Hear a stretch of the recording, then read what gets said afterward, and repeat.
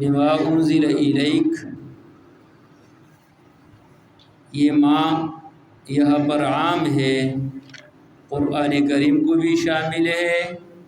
اور حدیث نبوی کو بھی شامل ہے، یعنی جو نازل کیے گیا تیرے طرف، تو اس میں قرآن شریف بھی داخل ہے اور رسول اللہ صلی اللہ علیہ وسلم کے احادیث بھی داخل ہے، اور اس میں رد بھی ہے منکر حدیث پر جو قرآن کریم اللہ کی کتاب مانتے ہیں لیکن احادیث کو وہ اس سے انکار کرتے ہیں۔ تو ظاہر ہے کہ قرآن کریم جن لوگوں نے ہمارے پاس پہنچایا ہے ان لوگوں نے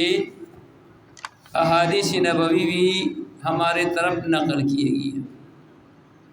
تو اگر آپ قرآن مجید اللہ کا کتاب مانتے ہیں تو احادیث بھی ماننا پڑے گا۔ یہ بما انزل یہ عام ہے، لہذا جو حدیث صحیح حدیث سند کے ساتھ ثابت ہو وہ بھی انزل میں داخل ہے۔ یہاں پر انزل ذکر کیا، یہ جو انزال ہے اس سے یہ رد ہے وحدت الوجود پر۔ یہ ہندوستان میں کچھ لوگ پہلے گزر چکے ہیں، ان میں سے ایک ابن عربی ہے، ابن عربی کے نام پر 2 بندے گزرے ہیں، ایک انتہائی صالح بندہ گزرے ہیں جو ترمذی شریف کی بھی اس کا یعنی اس نے شرح لکھی ہے، اور اسی طرح معالم التنزیل کے نام پر اس کی تفسیر ہے، وہ ایک کوئی ابن عربی ہے۔ ایک دوسرا ابن عربی ہے جو انتہائی گمراہ بندہ گزر چکے ہیں، اس کا رائے یہ ہے کہ یہ جو آسمان کی وجود ہے، زمین کی وجود ہے اور انسانوں کی وجود ہے، یہ بعینہ ہی اللہ کی وجود ہے۔ تو وہ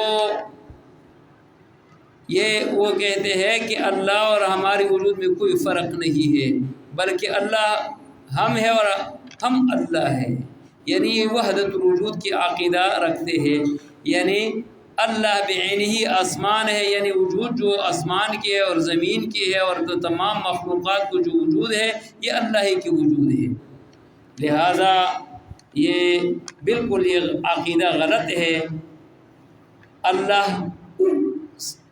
اوپر ہے۔ انزل لفظ ذکر کیا نا، تو اللہ ذات کے لحاظ سے اوپر ہے اور علم کے لحاظ سے ہر جگہ میں موجود ہے، کیونکہ انزلہ کا معنی ہے اترنا۔ تو اسی آیات میں ایک منزل بھی ہے، منزل بھی ہے اور منزل الیہ بھی ہے۔ منزل جو ہے وہ اللہ کے ذات ہے اور منزل الیہ جو ہے رسول اللہ صلی اللہ علیہ وسلم ہے، اور اسی طرح منزل جو ہے وہ قرآن کریم ہے، یعنی منزل اتارنے والا یہ اللہ کے ذات ہے۔ یہ کتاب جو اللہ نے نازل کیا یہ اللہ نے نازل کیا، کس پر نازل کیا؟ رسول اللہ صلی اللہ علیہ وسلم پر، اور اسی کتاب کے نام منزل ہے۔ لہذا انسان کی وجود اور مخلوق کی وجود میں فرق ہے۔ اللہ کے جو وجود ہے وہ وجود ذاتی ہے اور ہمارے جو وجود ہے یہ وجود عارضی ہے۔ اس سے ختم نبوت بھی ثابت ہوا ہے،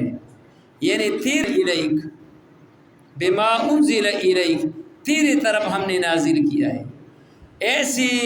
اللہ تبارک و تعالیٰ نے نہیں فرمایا والذین یؤمنون بما انزل الیک وما انزل من قبلک ومن بعدک، من بعدک لفظ ذکر نہیں کیا، یعنی رسول اللہ صلی اللہ علیہ وسلم آخری نبی ہے، اس کے بعد کوئی نبی آنے والا نہیں ہے، ورنہ اگر وہ اس کے بعد کوئی نبی آنے والا ہوتا تو یہاں پر ایک لفظ اور بھی بڑھانا تھا کہ وہ وما انزل الیک وما انزل من بعدک ومن قبلک۔ لہذا یہ ثابت ہوا کہ رسول اللہ صلی اللہ علیہ وسلم کے بعد کوئی نبی آنے والا نہیں ہے۔ ہاں البتہ رسول اللہ صلی اللہ علیہ وسلم نے فرمایا سیکون فی امتی ثلاثون دجالون کذابون کلہم یزعم انہ نبی اللہ ورسول اللہ ولیس بعدی نبی ولا نبی بعدی۔ رسول اللہ صلی اللہ علیہ وسلم فرماتے کہ میرے بعد قیامت تک 30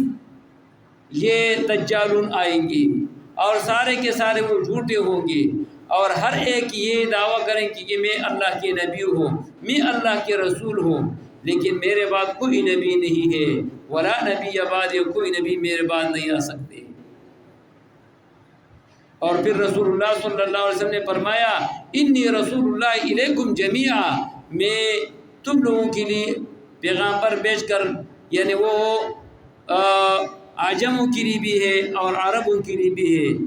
انسوں کے لیے بھی ہے اور جناتوں کے لیے بھی ہے، اور قیامت تک ہے۔ انی رسول اللہ الیکم جمیعا ومن بلغ، اور جس کی طرف یہ بات پہنچ جاتے ہیں تو اس کے لیے بھی میں نبی ہوں۔ اس لیے حضور علیہ الصلوۃ والسلام نے فرمایا بعثت الی الاحمر والاسود، مجھے اللہ نے بھیج دیا گیا، یعنی وہ انگریزوں کے لیے بھی اور اسی طرح حبشی اور افریقی والوں کے لیے بھی۔ رسول اللہ صلی اللہ علیہ وسلم کے زمانے میں بھی کچھ دجال آئے تھے، ان میں سے ایک مسیلمۃ الکذاب تھی، اسود عنسی تھی، سجاہ نامی ایک عورت تھی، اور ہم سے کچھ زمانہ پہلے یہ مرزا غلام محمد بھی گزرے ہیں۔ یہ مرزا غلام محمد یہ بھی انگریزوں کا ایک ایجنٹ تھے، اور باقاعدگی کے ساتھ اس نے بھی نبوت کا دعویٰ کیا۔ تو اس آیات میں رب العالمین